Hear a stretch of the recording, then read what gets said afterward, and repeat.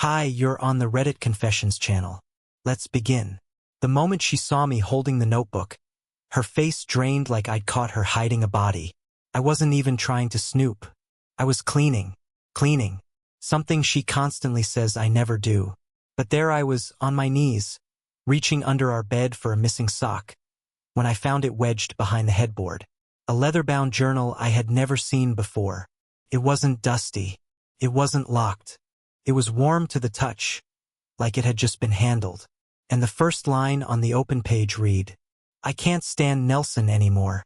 I fake sleep just to avoid talking to him." I don't remember sitting down, but I was suddenly on the carpet, flipping through pages I wasn't supposed to see. Pages filled with ink that curled and swirled with bitterness. Words that weren't angry, worse. They were indifferent, detached, like I was some experiment she had already emotionally abandoned. When he talks, I feel my insides shrink. I hate how he chews. His voice gives me anxiety. Sometimes I imagine what it would feel like if he just disappeared. Every sentence hit like a slow, steady leak in my lungs. I didn't cry. Not yet. I just kept reading, even though something inside me begged me to stop. Then I saw a name. Theo. And a date.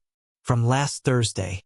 Followed by, Theo said he'd take me away if I was ready. I think I am. I'm tired of pretending. That's when the door opened. She froze. I looked up at her, holding the journal like it was radioactive. She looked down at me like a stranger. And the only thing she said was, "Don't read that. That's it. Not, it's not what you think. Not, I'm sorry. Not even panic. Just, don't read that." So I closed the book, placed it gently on the bed, stood up, and walked out of the room without a word. That night I didn't sleep.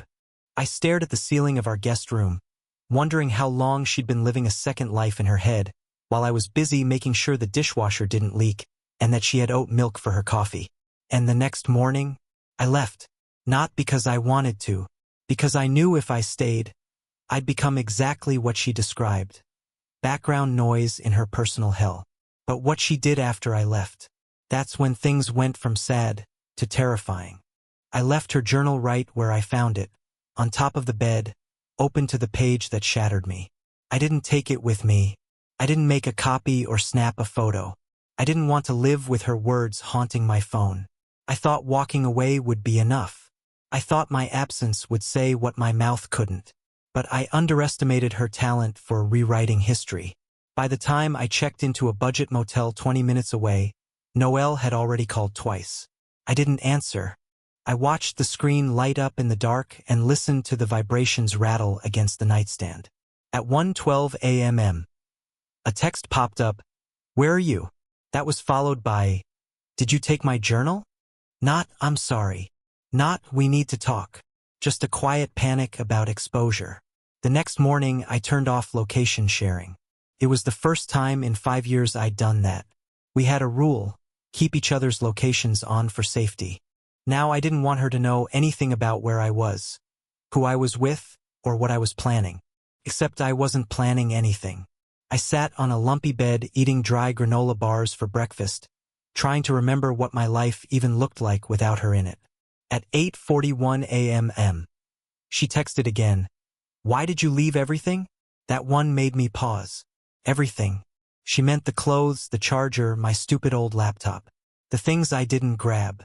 But I think she also meant something else, something heavier. Like, "Why didn't you fight me?" Like she was baiting me to come back and beg for explanation. But I didn't reply. I wanted her to sit in that silence for once. By the end of the day, I got a call from her sister, then from her mother, then a long voicemail from a blocked number. Each time, the tone shifted. Concern, then confusion, then irritation. One message from her mom said, "You're scaring her. Just come home and be mature about this."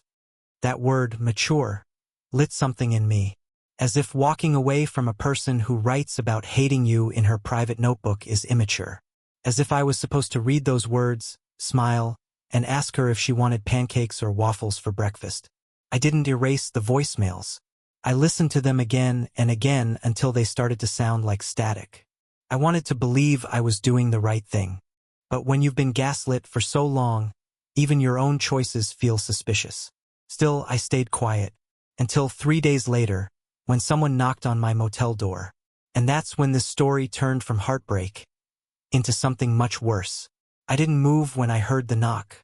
I just stared at the door like it might disappear if I waited long enough. It was 6:42 in the evening. I hadn't ordered anything, hadn't told anyone where I was. The motel lot was mostly empty, save for a few dusty pickups and a silver sedan that hadn't moved in 2 days. Whoever was on the other side of that door wasn't there by accident. The knock came again, softer this time. Then a voice. Nelson? It's Carter, Noelle's cousin. I didn't answer. I barely remembered Carter. Some cousin from New Hampshire who came to our wedding and made a toast that referenced a college party Noelle never let me ask about. I hadn't seen him in years. And now he was outside my motel room? She's freaking out, man, he said. She thinks you're gonna do something stupid. That made me laugh. Quiet, bitter. She thought I would do something stupid. After everything she wrote? But then something about his voice made my stomach twist. He wasn't angry. He sounded uncomfortable, like he didn't want to be there either. I just want to give you something, he added. That's all. I'll slide it under the door. I still didn't move. I heard a faint rustle, the sound of an envelope brushing across the carpet. Then his footsteps, retreating down the walkway. I waited until the silence felt honest, then approached the door and locked the deadbolt. Twice. Only then did I pick up the envelope. Inside was a single folded sheet of paper. No note, no letterhead, no explanation. Just one sentence, handwritten in sharp, uneven strokes. Please come home. I didn't mean for you to see that. Not, I'm sorry. Not, I was wrong. Just damage control. The same coldness wrapped in softer language. I sat on the edge of the bed, holding the paper, wondering what kind of person sends a messenger instead of speaking for themselves. It wasn't fear. It wasn't remorse. It was strategy. That night, I dreamed she was standing in our kitchen, holding a knife. Not in a threatening way, just chopping onions like everything was normal.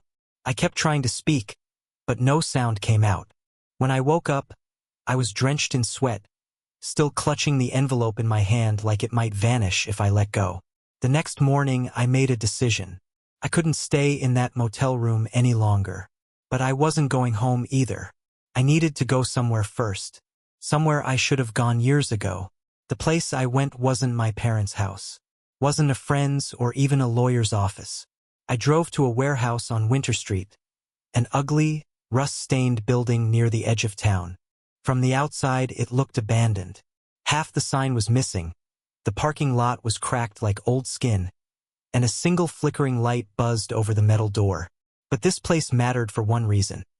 It was where Noelle and I had briefly rented a storage unit 3 years ago when we were decluttering. Only I never canceled the lease. She forgot about it and I never reminded her. And that's where I kept everything she stopped caring about. Cards she wrote me when she still said, "I miss you." Ticket stubs from concerts she claimed she had fun at. Photos she took before she stopped tagging me online. I didn't keep those things because I was sentimental. I kept them because I needed to believe that at one point, all of it was real. I slid open the unit, and the smell of dust and cardboard hit me like a childhood memory. I sat down on the floor next to a box labeled kitchen stuff, pulled out an old Polaroid of us at the lake, and stared at her face for a long time. She looked happy. But now all I could think was she already lying back then? Or did I just become invisible over time? That's when I noticed something odd. A set of folded clothes in the corner, ones I didn't remember storing. A hoodie, jeans, even sneakers. All men's clothes. And underneath them, a black duffel bag I definitely didn't own. My stomach tensed as I unzipped it. Inside were toiletries, cash, lots of it, and an envelope with my name on it. The handwriting wasn't hers. It was Theo's. I hadn't even seen his name written before, but I recognized the looped T from the journal. My hands started shaking. I opened the envelope, expecting maybe a letter. Instead, I found a cheap burner phone and a note that said, "You're smarter than I thought. This isn't what you think. Call me before you ruin it. That was the moment I realized this wasn't just about a crumbling marriage. There were layers to this. Lies stacked on lies. People I didn't know, watching me from the shadows of my own life. I sat there for over an hour, staring at that phone. And then it rang. I didn't answer on the first ring. Or the second. I stared at the cheap burner phone as it vibrated in my palm, as if it had weight beyond its size. Like it knew more than I did.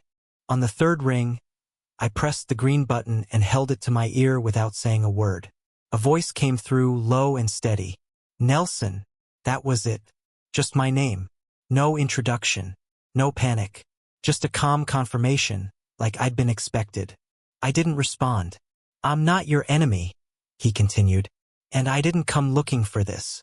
But now that we're here, you should know you were never supposed to find that journal. My throat clenched. So it really was him. The man in the pages. The name scribbled between confessions. Theo. He spoke like someone rehearsed, someone used to controlling a room. I'm not going to apologize, he said. Because I don't think either of us wants to pretend this wasn't already broken before I stepped in. I finally found my voice, barely above a whisper. What do you want? To explain, he said.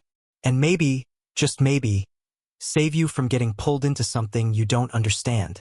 I laughed, hollow. You mean the part where my wife lies to my face, writes about hating me, and hides your name in the pages of a journal I wasn't supposed to find? He paused. No, he said finally. I mean the part where she's using both of us. The silence on my end was too loud. I wanted to slam the phone down, but some twisted thread of curiosity kept me frozen. His voice softened, almost reluctantly. Meet me, he said. One time, neutral ground. You walk away after that, I'll never bother you again. I should have said no. Every rational part of me screamed not to give this man another second of my life. But rational left me the moment I read her words and felt something in my chest splinter. Where? He gave me a time, a gas station on the edge of town, and ended the call without a goodbye. That night, I sat in my car outside the warehouse with the engine off, just breathing, staring at the walls like they might collapse in on me. I had no idea what I was stepping into, and honestly, I wasn't sure if I cared anymore. When you've been emptied out completely, curiosity starts to fill the cracks where hope used to live. And I knew one thing, whatever he was about to tell me, it would change everything again.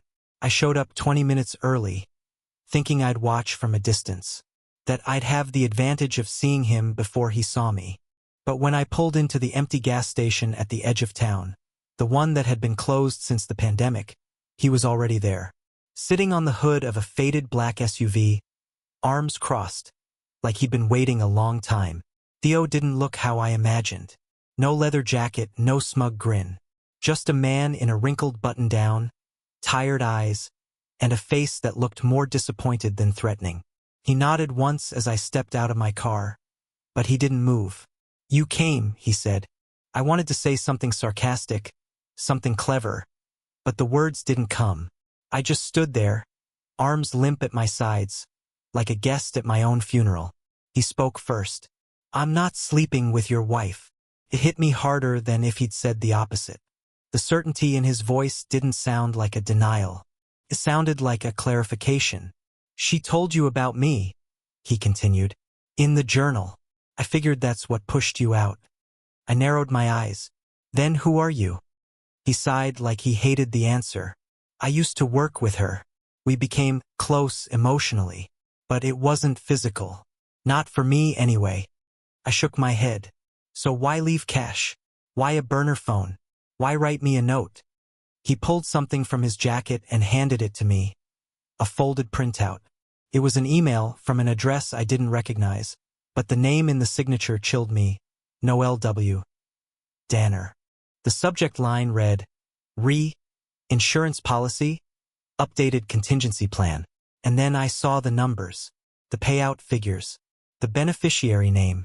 Not me. Theo stepped back. You were never supposed to know. I didn't either at first. But when I saw what she was setting up and how she talked about you, I couldn't let it happen. My mouth went dry. Are you saying she was planning to? He cut me off. I'm saying she wanted you gone. Emotionally first. Maybe more if it got her what she wanted. Couldn't breathe. The parking lot spun. The journal. The envelope. The sudden concern from her family. It wasn't just heartbreak. It was calculated. And I had walked right into it. Theo stepped away. I'm done being involved. You should be too. But if you're smart, you won't go back. He left me standing there, fingers clenched around a document that rewrote every memory I thought I understood. And just when I thought I couldn't be blindsided again, my phone lit up with a message from Noelle. I know where you are. I don't remember driving back to the motel. I don't remember turning the key in the door or throwing the envelope onto the nightstand. All I remember is staring at that text. I know where you are, and feeling, for the first time, genuinely unsafe. It wasn't just a threat. It was a statement. And it meant she wasn't just wondering where I'd gone. She'd been watching, tracking, maybe not directly, but someone was feeding her information. Theo? No. He looked too exhausted to keep playing spy. But someone. I turned off the phone and yanked the curtains closed. Every sound outside made me flinch. Car door slamming. A muffled laugh. A distant engine. I sat on the edge of the bed with my shoes still on, holding my breath and waiting for something to happen. Nothing did. Until 2:12 a.m. That's when I heard a knock. Not at the door, at the window. I jumped up, heart punching my ribs, and pulled the curtain back just an inch. Someone was standing there, but it wasn't her. It was Carter. Again. Only this time his face was different. Tight, pale, jittery. He didn't wait for me to open the window. He just hissed, "You need to come with me. Now." I cracked the door but didn't step out. Why? She knows about Theo, he said. And she's not handling it well. I'm telling you, this thing is spinning out. You need to go somewhere she can't follow. I stared at him. Why are you helping me? Carter glanced around, like he wasn't sure himself. Because I used to think she was just dramatic, emotional. But lately, it's like she's someone else. She said things last night that scared me. Things about you, about money, about leverage. He handed me a manila folder, thicker than the last, and whispered, "Don't read it here. Don't stay here. She's already one step ahead." Then he was gone. I locked the door, sat down, and stared at the folder, debating whether opening it would change anything, or if I was too far down the rabbit hole to crawl back out. I opened it. Inside were bank statements, email printouts, screenshots of text messages, and a photo. Not of me, not of Theo. It was Noelle sitting at a dinner table with a third man, smiling, holding his hand, and scrawled in red ink across the top of the page were 3 words that chilled me. He's the real one. I didn't sleep that night. I just sat in the dim light of that motel room, reading every word in the folder over and over. Noelle hadn't just been preparing to leave me. She had already left me emotionally long ago. There was another man, a man I'd never heard of. The real one, according to her. The one she apparently loved enough to risk everything. And yet, she still wanted to keep me around as the financial foundation. The backup plan. The safe one. I wasn't a person to her anymore. I was infrastructure. But something shifted in me as the sun came up. For the first time in weeks, maybe months, I didn't feel like I was drowning. I wasn't furious. I wasn't broken. I was done. Fully, finally done. So I drove home. Not to confront her, not to fight, but to take back the pieces of myself she'd scattered and left behind. She wasn't there. The house was quiet. Too quiet. Her car was gone, closets half empty. Drawers left open. She had packed in a hurry. On the kitchen counter sat a single envelope with my name written in her handwriting. I opened it expecting a long-winded explanation or maybe another manipulative plea. But all it said was, "I thought I was smarter. I was wrong. You deserve better. Don't follow me." And I didn't. Instead, I filed for divorce the next morning. No dramatic arguments.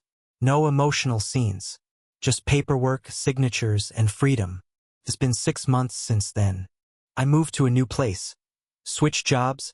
and even started seeing a therapist who helped me understand that loving someone doesn't mean sacrificing yourself for their convenience. I still think about her sometimes, not out of longing, but as a reminder of how far I've come. And when I see couples at coffee shops or walking their dogs, I don't feel envy anymore. I feel hope, because starting over at 41 isn't the end. It's just the beginning of a story I finally get to write on my own terms. Thank you for watching this story unfold on Reddit Confessions. If you made it to the end, I'd love to hear from you in the comments. What was the most shocking moment for you? And what would you have done differently if you were in Nelson's shoes? Don't forget to subscribe to Reddit Confessions for more unbelievable stories just like this one.